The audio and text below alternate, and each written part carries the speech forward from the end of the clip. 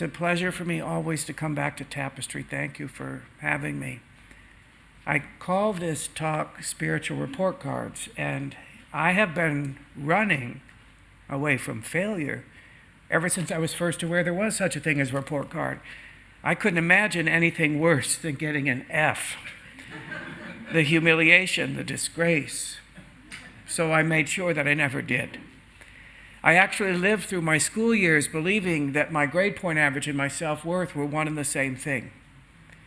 Even though ultimately a 4.0 GPA was flimsy proof indeed of any kind of self-worth, but still a string of A's did offer some momentary consolation and camouflage, if you will, for my true failure as a boy, as a straight boy doing straight boy things, not like the other boys at all.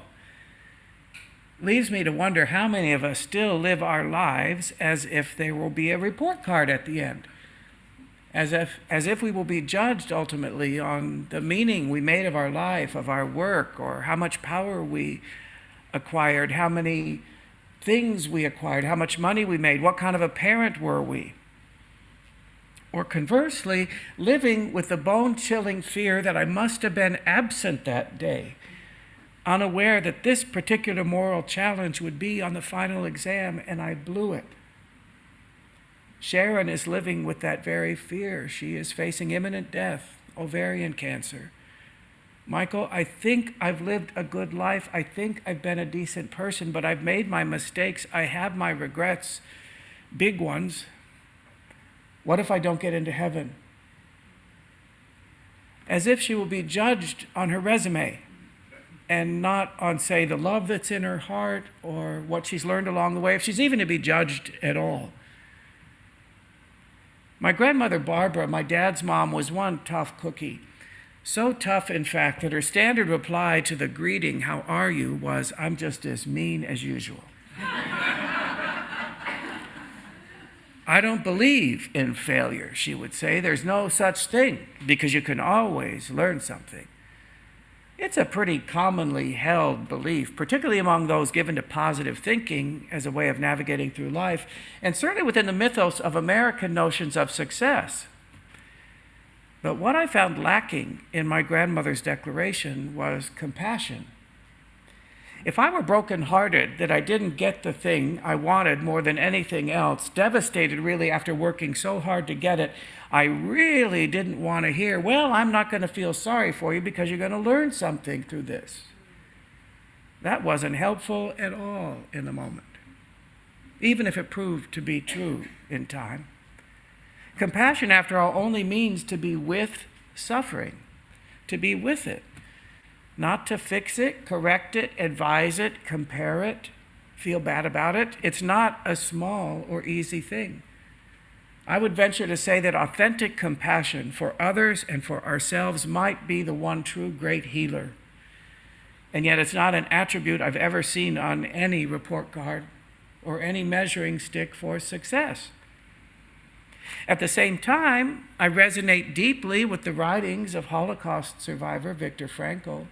In the end, everything can be taken from a man but this one thing, the last of the human freedoms, to choose one's attitude in any given set of circumstances.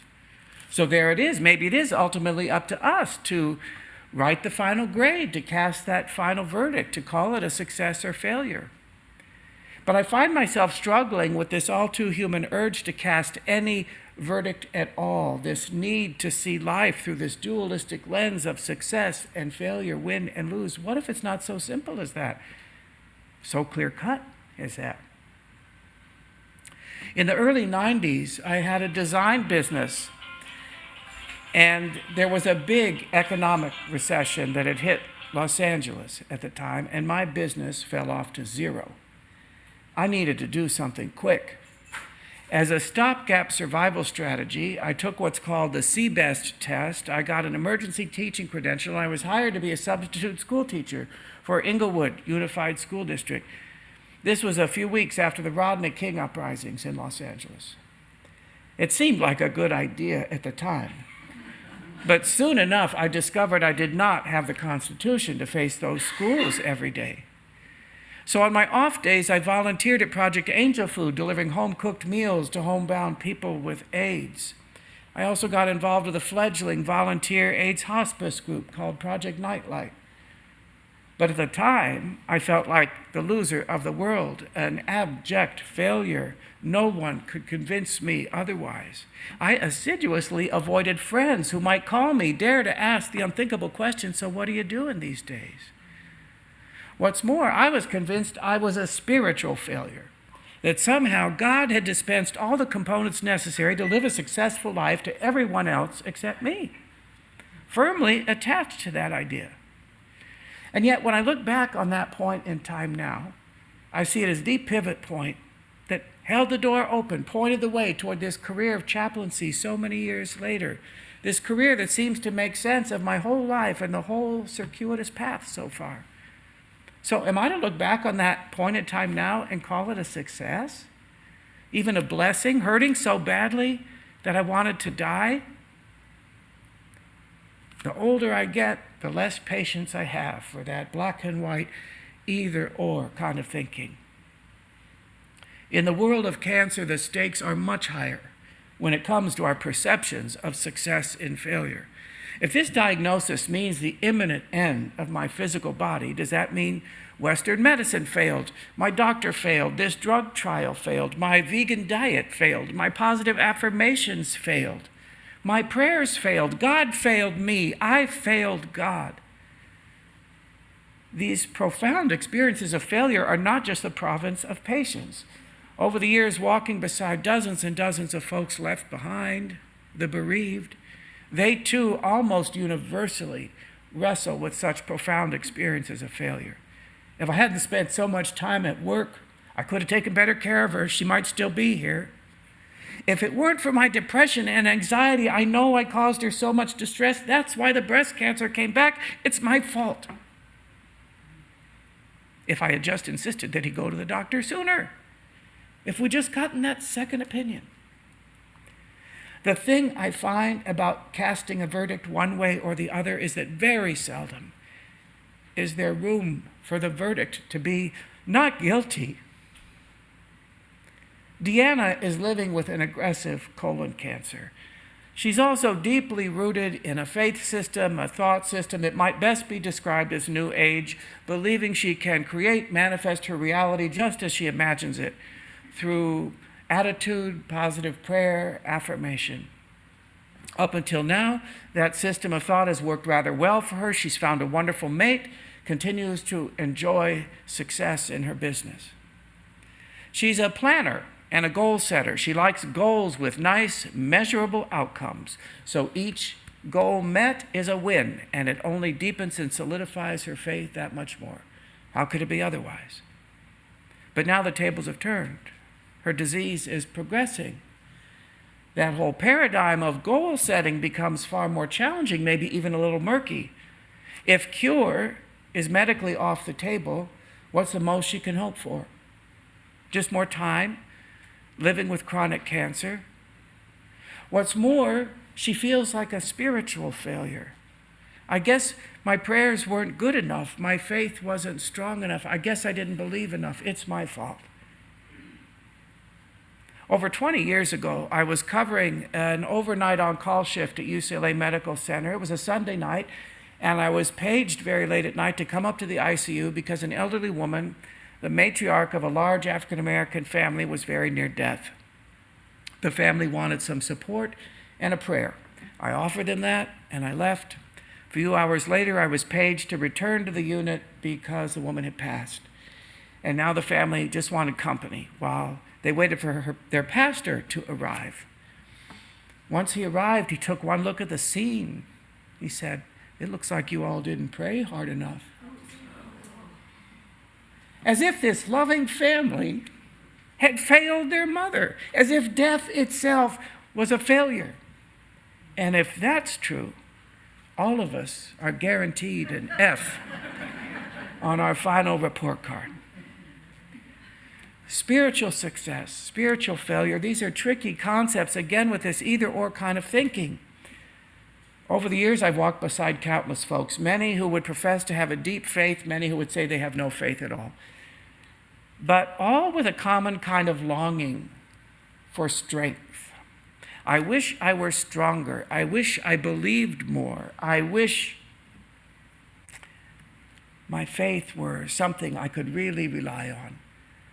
When we tease that apart and find out what do you really mean by that, strong faith, it usually means certainty.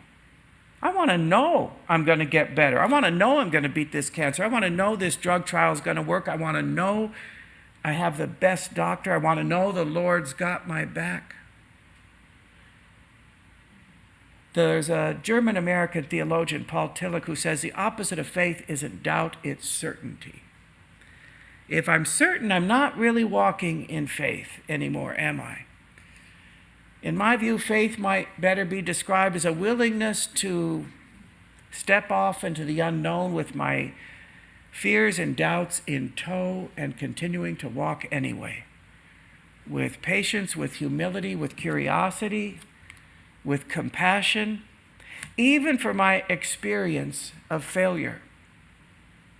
With Deanna, who liked to set goals with nice, tidy, measurable outcomes, we looked at what another kind of goal might be, a goal without such a measurable outcome. What about a goal of coming to peace with uncertainty, with doubt, with her own powerlessness, offering herself the grace to be a human being? Over these recent years of living with this pandemic and all the extreme measures we have had to endure, there have been many of those among us, myself included, who have sought to redefine our notion of spiritual success. The times seem to have demanded it. And there are those eternally optimistic spiritual folks who have likened this time to a golden opportunity, a chance to hit the reset button for life on planet Earth, to refine and distill all of the extraneous down to what's absolutely essential. And they've embraced all of this that we've lived through. Not me. I grieved. I never realized how much of a people person I am, how much of an extrovert, that for me, real human connection, contact is like oxygen. That kind of connectedness might even come close to the meaning of life for me.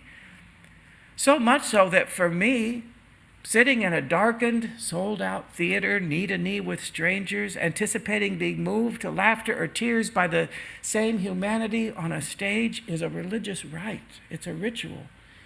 Just as it is to gather with my dancing chums on Saturday afternoon and dance in the same studio in front of the same mirror, dancing to the same music, and after we're getting to partake in Holy Communion, complaining about everything that hurts. Just as it is to travel to some faraway land and get lost in some alleyway among a bunch of locals, many who may never have even heard of Los Angeles. Just as it is to hug someone in trouble, a friend, a loved one, family member, a patient, a stranger. So much so that when those experiences were off the table for the foreseeable future, think back, maybe even for the rest of my life, a part of me, I'm embarrassed to say, wondered whether life was worth living. And in those moments, I felt like a spiritual failure and would give myself an F. By contrast, Bernadette, 31 years old, has the most astounding sense of curiosity, humor, acceptance of life. She seems to live in the place of, gee, I wonder what that would be like. So much so that when she, after her diagnosis and she began her chemotherapy, her beautiful head of red hair began to fall out. We had that conversation I often have, generally with women meeting this crucible. Some will meet it preemptively, creating a self-empowering gesture of shaving their heads before it gets to them. Or some will make a lighthearted ritual out of it, dye their hair green, invite friends over for a head shaving party. No, Bernadette said, I think it'd be really interesting just to see what it'd be like to have your hair fall out. And when her treatment was complete and that year had come to a close, she was reflecting on the year that had passed. And she said, Michael, you know, I guess I'd have to say all in all, it was a pretty good year. Bernadette, In a year that includes a cancer diagnosis, chemotherapy, radical double mastectomy, radiation, reconstruction surgery, if that doesn't make for a bad year, what on earth would? Oh, I don't know. Losing my sense of humor, I guess. A spirit like that can't be broken.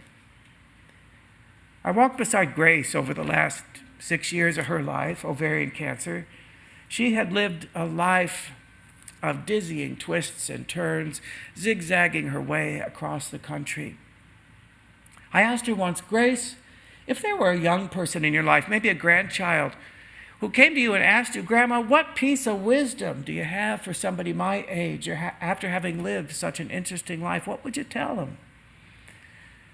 She didn't take much time at all to respond. When the time comes, be ready to go, she said. She actually echoes Joseph Campbell as he describes the hero's journey. In order to be a hero, one must be prepared for when the moment comes. That might be the point of all spirituality, he said. Donna and Lois had shared the last 40-some years of their lives together, now in their 80s, so at ease with one another, so loving toward one another, creating family in a culture that is utterly hostile to two women calling themselves a family. For the previous 7-8 years, Lois had been living with ovarian cancer, and as her disease progressed, she chose to take advantage of aid in dying medication for when the going got to be too rough. She was an energetic, no-nonsense, engaging gal who was way more interested in hearing what you had to say than telling her story one more time. Sometimes it was hard to tell just how much pain she was in because she carried it with such grace. Though thoroughly contemporary, knew her way around a computer, she was also deeply rooted in old-school virtues like letter writing and sending thank you notes. One Saturday night, she leaned over and told Donna, think the time's come, honey, I'm going to take the medication tomorrow morning. Well, sweetheart, if it's that bad, why not take it now? I can't. I got too many things to do. What do you have to do? Well, I've got some bills to pay and some birthday cards to send and some thank you notes to write. I'll help you do that.